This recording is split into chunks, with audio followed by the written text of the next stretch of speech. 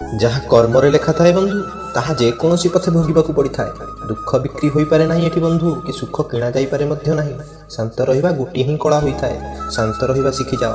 ଏ କଳାକୁ ଜାଣିଗଲେ ଜଗତରେ ରହିବା, ଦୁନିଆକୁ ଜିତିବା ତୁମେ ଶିଖିଯିବ। ଜୀବନ ସୁଖ ଦୁଃଖର ବହିଟିଏ। କେଉଁ ପୃଷ୍ଠା ଖୁସିର ବଗିଚାଟିଏ ତ କେଉଁ ପୃଷ୍ଠା ଲୁହର ନଦୀଟିଏ। କେଉଁ ପୃଷ୍ଠାରେ ଉଲ୍ଲେଖ ହୋଇଥାଏ ବିରହର ସ୍ମୃତିଟିଏ ତ କେଉଁଠାରେ ଥାଏ ଆଶା ନିରାଶାର ଅନୁଭୂତି ଗୁଡ଼ିଏ। ଜୀବନ ନୁହେଁ ତ ବନ୍ଧୁ ଏ କାହାଣୀଟିଏ, ସ୍ନେହ ପ୍ରେମରେ ଗୁନ୍ଥା ହାରଟିଏ। ଏହି ରଙ୍ଗମଞ୍ଚରେ ଅଭିନୟ କରେ ପ୍ରତ୍ୟେକ କଳାକାରଟିଏ। ଜୀବନ ନୁହେଁ ବନ୍ଧୁ ଏ କାହାଣୀଟିଏ।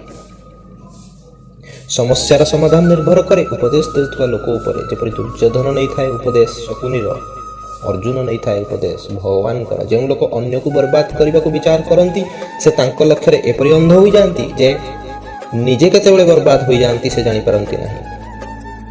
ସହଜ ନୁହେଁ ବନ୍ଧୁ ଜୀବନର ରଙ୍ଗମଞ୍ଚରେ ଅଭିନୟ କରିବା। ମଣିଷକୁ ତିଳ ତିଳ କରି ଜଳିବାକୁ ପଡ଼ିଥାଏ ସମ୍ପର୍କକୁ ସଜାଡ଼ିବା ପାଇଁ।